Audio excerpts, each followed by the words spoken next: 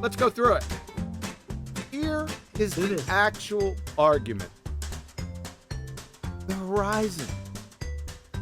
I've got 3 definitions here, one from their alma mater, and I have Merriam-Webster and Oxford Dictionary. Let's take a look at what the definition of horizon is the apparent line that separates the earth from the sky. Horizon, the line where the earth's to meet the sky. The apparent junction of the sky and of the earth and sky sailing toward the horizon. Horizon, the line at which the earth's surface and the sky appear to meet.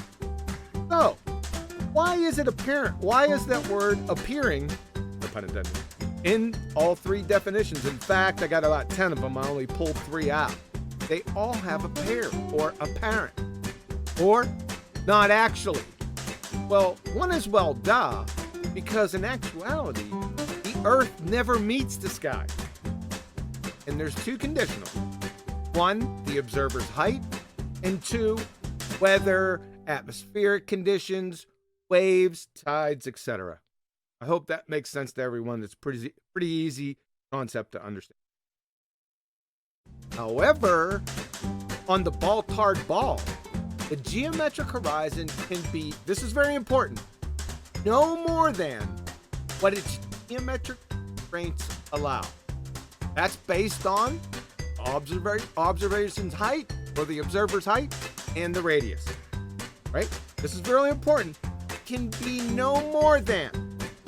I think this is lost on a lot of people. They forget about this. In fact, this is the crux of the biscuit. Right? It's the whole point of the argument. Let's see what Andrew Thomas Young, San Diego State Astronomy Department, has to say about the geometric horizon. If h is in meters, that makes the distance to the geometric horizon 3.57 kilometers times the square root of the height of the eye, or about 1.2 miles times the square root of the eye height feet. As I said before, the horizon can be closer for a myriad of reasons. It doesn't matter, but it cannot be under any circumstances or conditions greater than 1.2 miles times the square root of the eye height in feet. Any questions on that? I didn't think there would be. That's pretty cut and dry. To the argument, the death of the ball-tarred spinning space monkey religion. Again, if the Earth is here with a radius of 39.59 miles, then every horizon distance measurement must be no more than 1.225 times the square root of the observer's height feet. That's the geometric horizon. Folks, take a look at the black swan. Have a problem here. Well, we don't have a problem. Ballers have a problem. And it's right in your face. The observer's height in this particular photo was 1 foot. We'll get to some problem areas that were drummed up with this here in a moment. Distance to the horizon is greater than 9.41 miles. How do we know that? Well, the second platform right here is 9.41 miles away. The distance to the horizon is greater than 9.41 miles. Like I said, we can see that right here. The horizon is behind platform habitat, which is at 9.41 miles. Right? The distance to the horizon maximum for a sphere with a radius of 39.59 miles at this observer height, 1 foot, is 1.22 miles.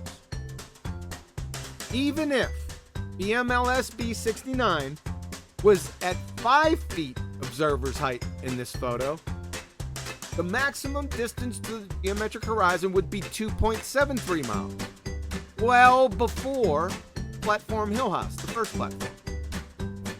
Even if he was at 35 feet, the maximum distance to the geometric horizon would be 7.24 miles. That means it would be in between Platform Hill House and Platform Habitat. So it doesn't matter right here. Whatever you say about his 1 foot, and we're going to see here in a couple minutes that he was roughly 1 foot. I could go with 3. If you wanted to argue it, I'd go 3 foot.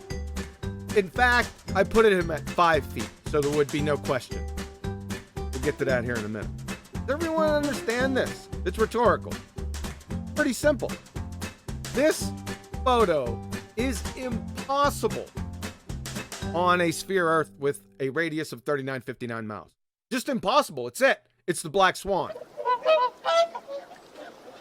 The argument, which, I'll tell you what, like I said, no, they don't know what the argument is against them. And I predicted it's going to take 9 months for them to even state the argument, not understand it. They even state it. Here it is, modus tollens. Holy shnikes, this is good.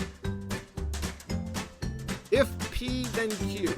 Not Q, therefore not P. If the Earth is a sphere with a radius of 3959 miles, P, then every horizon distance measurement must be no more than 1.225 times the square root of the observer's height in feet, Q. That's the geometric horizon. Not Q, because the horizon distance is greater than 9.41 miles in the black swan photo. Therefore not P, i.e. the Earth is not a sphere. The ball-tard spinning space monkey community, please allow me to introduce to you your black plague, the black swan. Here she is. Isn't she a beauty?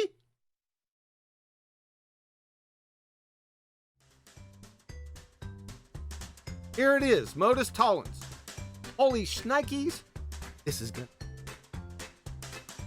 If P, then Q. Not Q, therefore not P.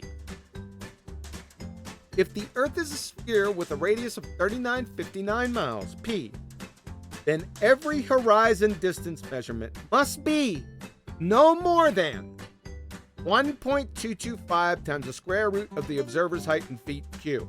That's the geometric horizon. Not Q, because the horizon distance is greater than 9.41 miles in the black swan photo. Therefore not P, i.e. the Earth is not a sphere.